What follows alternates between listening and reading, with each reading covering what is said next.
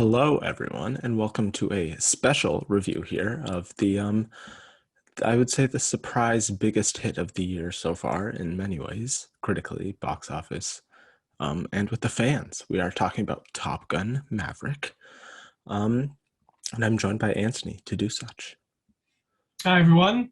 I feel the need for speed, Indeed, which the they need don't for say in speed. the movie, I surprisingly. know. They held back on that bit of nostalgia. They embraced other parts, but not that part. Um, So yeah, I guess to start off, my experience with the original movie, I had not seen it until about a week before this movie came out. I thought the original movie was fun, but I don't think it was like anything special. I thought it had some flaws, but you know, it was a fun 80s movie, and that was its purpose. I do think this sequel is better in every single way possible. Um, yeah. Before I go deep diving into it, what did you think of the first Top Gun and now this one, Antony? Yeah, I also saw the first Top Gun for the first time a week, actually a day before I went to see this film because I saw it at a pre-screening. And I enjoyed it for what it was. I think that for 1986, I can imagine a lot of these aerial sequences were groundbreaking. Hmm. And I definitely think that even today, I was impressed with what they were able to do, what, 30, how many, 36 years ago? How many years has it Yeah, been? like 1986. more, I think. Yeah, Or it's been a maybe.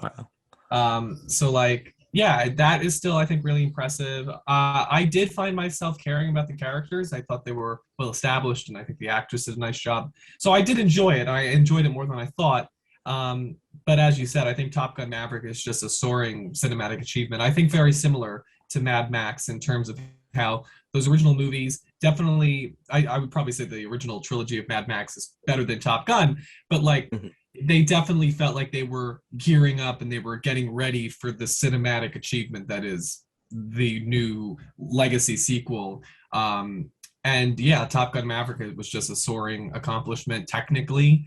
But I got to be honest, as much as I was amazed by the technical achievements, I really did enjoy the characters and I almost Mhm. enjoyed the scenes between the characters more just because I like that in a summer blockbuster. It was something that I liked in Black Widow too, was that there was a real attention to the characters and hearing the characters talk to each other. Like all the scenes with Cruise and Connolly, I just really enjoyed because very very rarely do we see films nowadays that are the characters are able just to talk about themselves in a non-plot oriented way, like they're allowed to be people, and I like that, and I think this movie makes you care about the person before they become the pilot.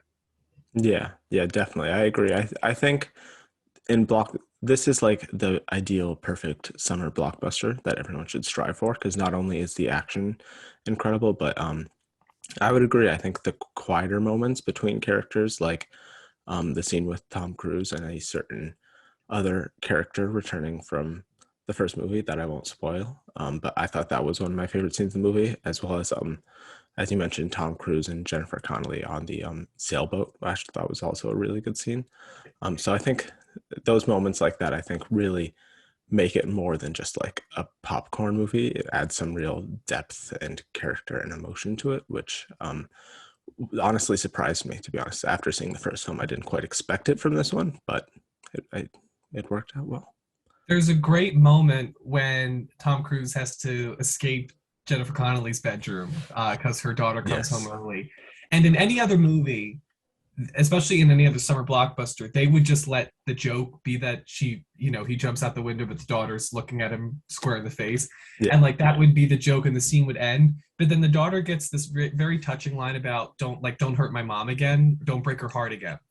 And like that's the type of movie Top Gun is, where any other summer blockbuster would just have the joke be the climax of the scene. It's that brash juxtaposition that brings it back to the characters like pathos that Yeah. makes Top Gun Maverick, I think, really connect and why it's becoming this like phenomenon so many years later. I also think that it's probably partly contributed to the fact that it is a legacy movie, but a legacy that really hasn't been touched since the first movie. So Hmm. it's not like these like Spider-Man No Way Home was a legacy movie, but we've had how many Spider-Man movies in between the characters Yeah. the characters have been so exposed. Where Top Gun, I think, is it's reigniting this thing because we haven't seen stuff like this before, save for like Mission Impossible stuff.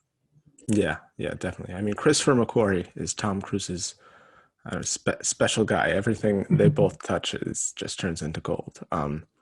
I would say in this movie, the first two acts I thought were pretty good, but I would say what really brings the movie home is that third act. I mean, that final battle is just legendary. Yeah. It's I found myself like every few seconds just wondering how they got this shot.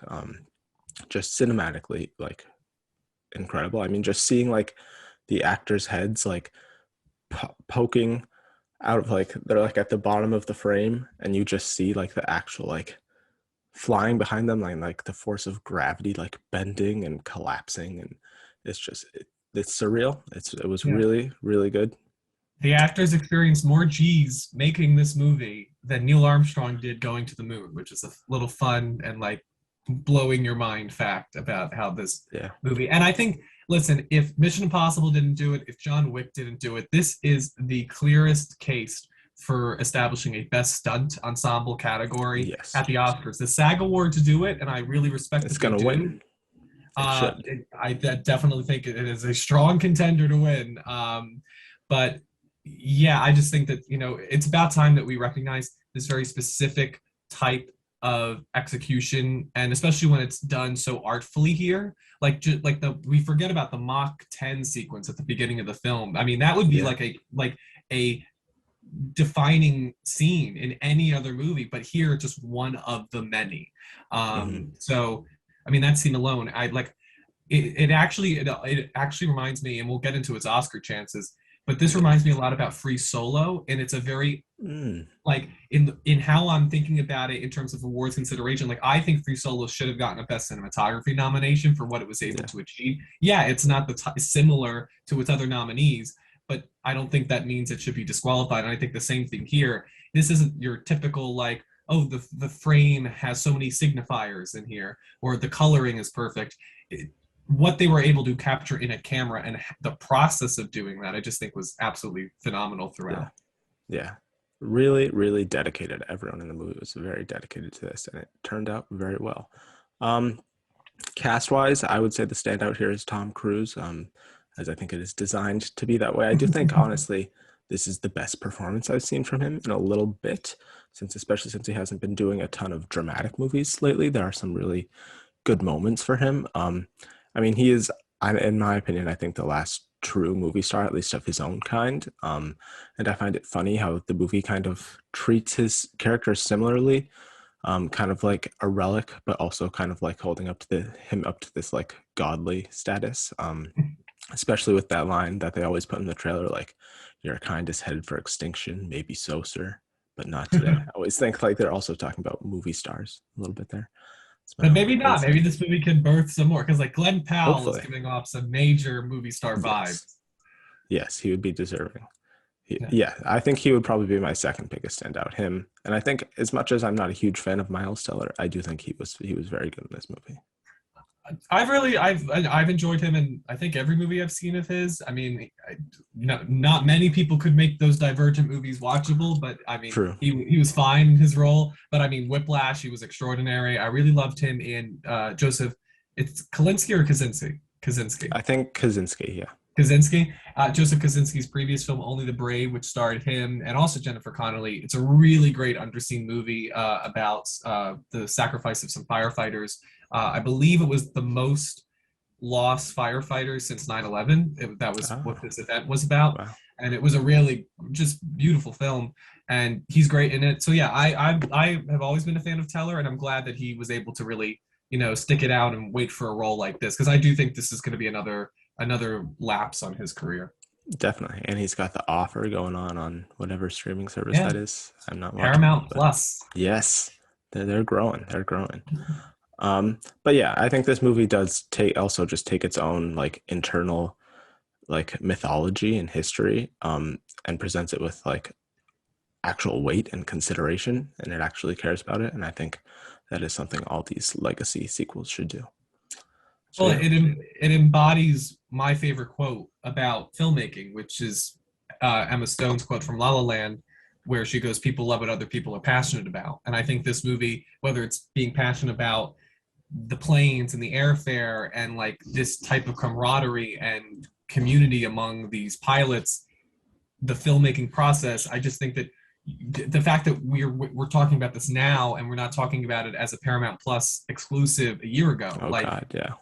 this really shows that there is passion for the cinematic experience, and that's I'm very happy. This seems like one of the fairest things to happen to a movie, in that this is a movie destined and designed for the cinematic experience and for a roaring Mhm. crowd. And I've seen it 4 times. I'm going back for my Oh fifth, wow. all with different people because everybody wants to see it. It's one of the few times that I've gone to this many type of screenings, and I've never gone by myself yet, because it's this rousing feeling that we rarely get, because it's like lightning in a bottle, and in an industry that always is achieving the expected, this is truly an unexpected surprise. And I think that's also why Mhm. it could do very well at the Oscars, which is what we're Indeed. here to do, breaking up Yes. weekly Emmy talk. Transition. Yep.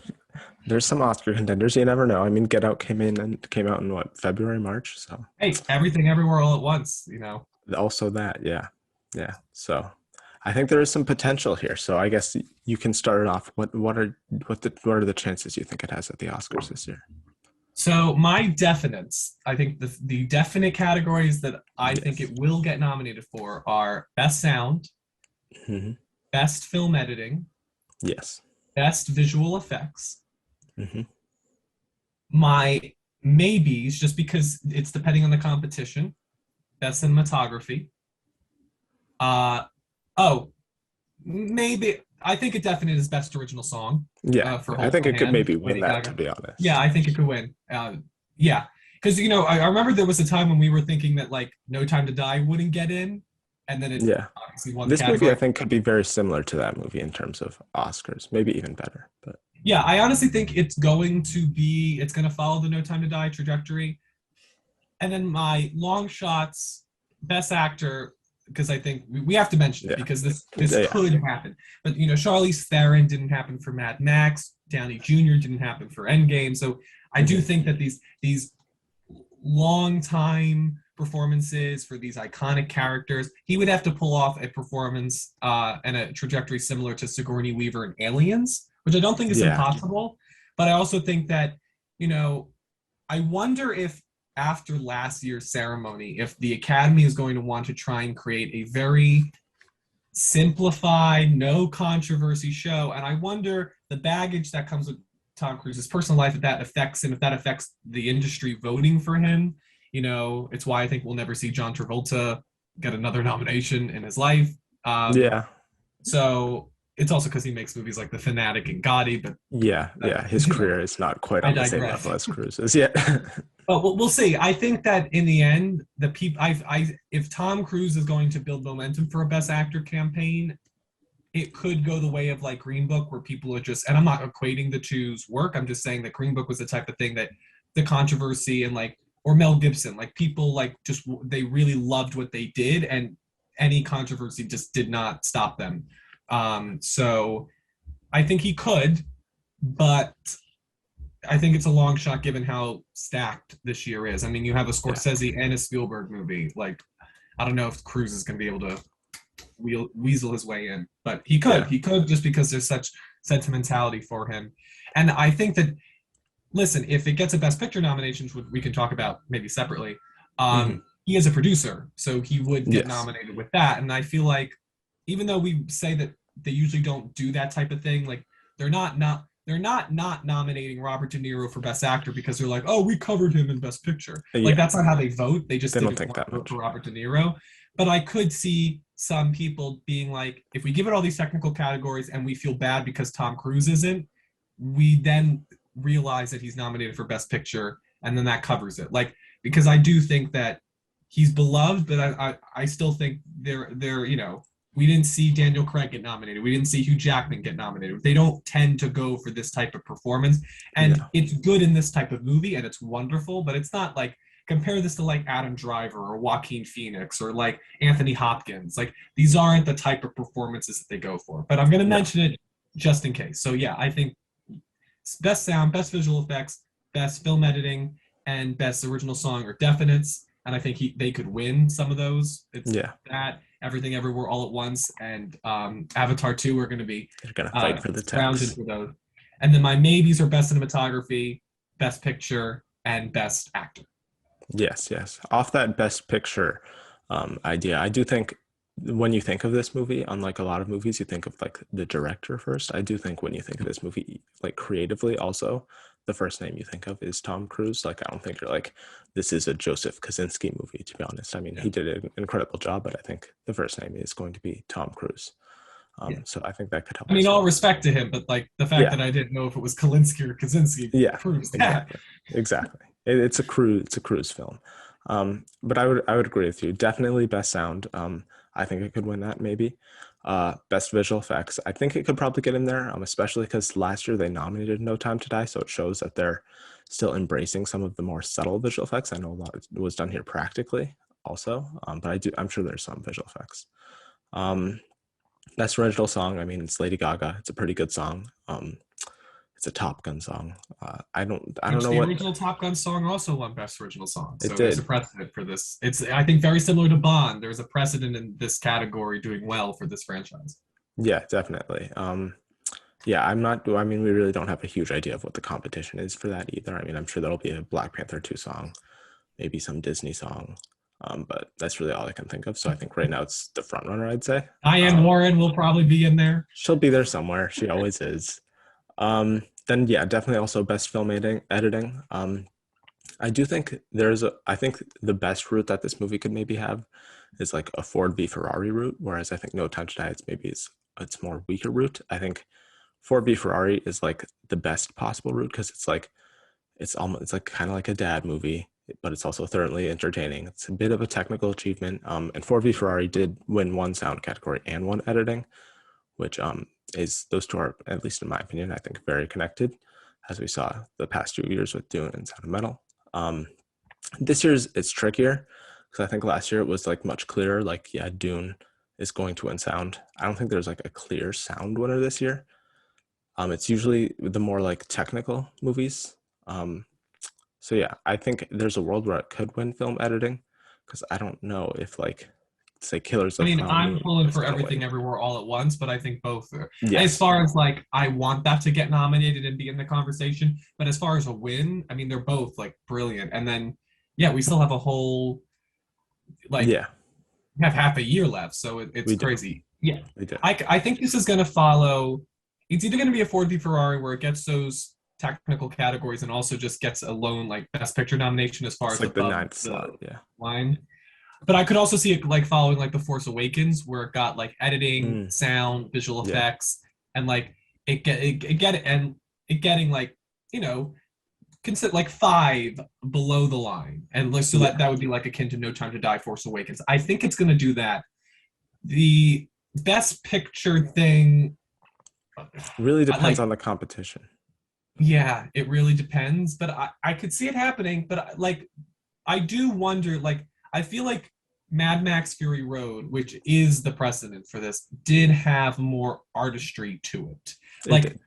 I feel like in many ways, like it'll need both editing and cinematography to get into picture, in my mind. Hmm. And I think that's Yeah. possible, but if it doesn't get one or the other, then I could see it falling. Because like, has there ever been a time where a blockbuster is nominated like post 2008?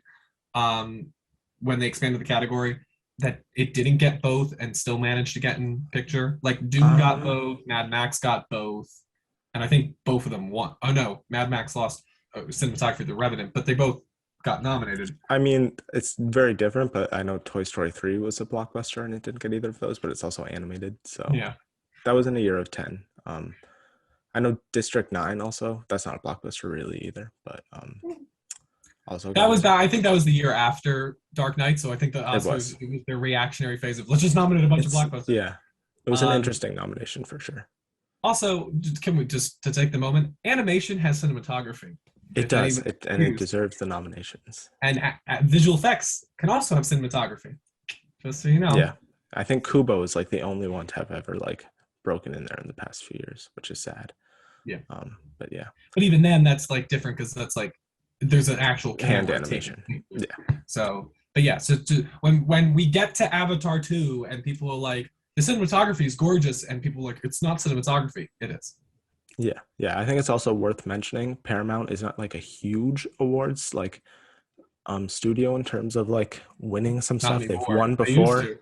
Yeah, the past few years they haven't like been a huge contender on like a lot of the other studios, and they've also got Babylon later this year. So I don't know how much they can prioritize if they can get Good two point. in there. But I mean, Warner Brothers got two in there last year. 20th Century Fox does it all the time. So I'm sure They're if they, very different, which I think benefits them in terms of yes, why they're getting the nomination. At least I assume Babylon is going to be like this, very similar to Wolf of Wall Street. yeah, I feel like Babylon, but see, Babylon could be in like I feel Babylon is going to be the power of the dog, where it leads nominations and then loses momentum, yeah, which seems to be a Damien Chazelle recurring pattern. it's sad. Um, but like, because if Babylon does play overall, because it could get an editing nomination, it could get Mhm. costume, production design. So like that does, I think, hurt it because it's not like Babylon is going for above the line and Top Gun is going for below the line and just hoping it gets a best picture on its way out. You Mhm. know, that could hurt it. So it's a good, especially because this is so early. Like I think Get Out was able to maintain it because Universal put more money into the campaign than the movie and really like mounted such a unilaterally focused campaign. If Yeah, Universal had another contender, I'm not so sure Get Out achieves the same success. I mean, I hope it would because it was my favorite movie that year, but I'm not so sure. So that is a good point yeah, to bring up about Babylon because that's definitely going to be their awards priority. yeah. I mean, it's got the Christmas Day release date. I think it's definitely their priority, but I do think they're probably surprised at how well this one is doing, and I'm sure they're Oh, yeah. considering starting up that campaign. So yeah, any other thoughts on its Oscar chances, or good to go? Okay, I guess we can do a rating to end it off. I would give it a solid 8.5, probably out of 10. I'm going to give it a 9.4. Ooh, nice, high praise. So that makes us Mm, 8.95. We're just going to round it up to a mm, 9 out of 10 yeah, from you us. get a 9 out of 10. Top Gun Yeah, Maverick. yeah. We don't need to be that specific. You get a 9. Congratulations. So yes, uh, if you want to have more upcoming Oscar season content, subscribe, comment your thoughts on the movie down below, as well as what you think its Oscar chances are. Like the video, and check out Antony over on his channel. Yes, spoilers ahead at Antony Post. Just uploaded Stranger Things 4 theories and predictions. Ooh, A lot of fun stuff there as I who's try gonna to die? outsmart the duffers. Yeah, indeed. So yes, thank you guys for watching, and we will see you next time.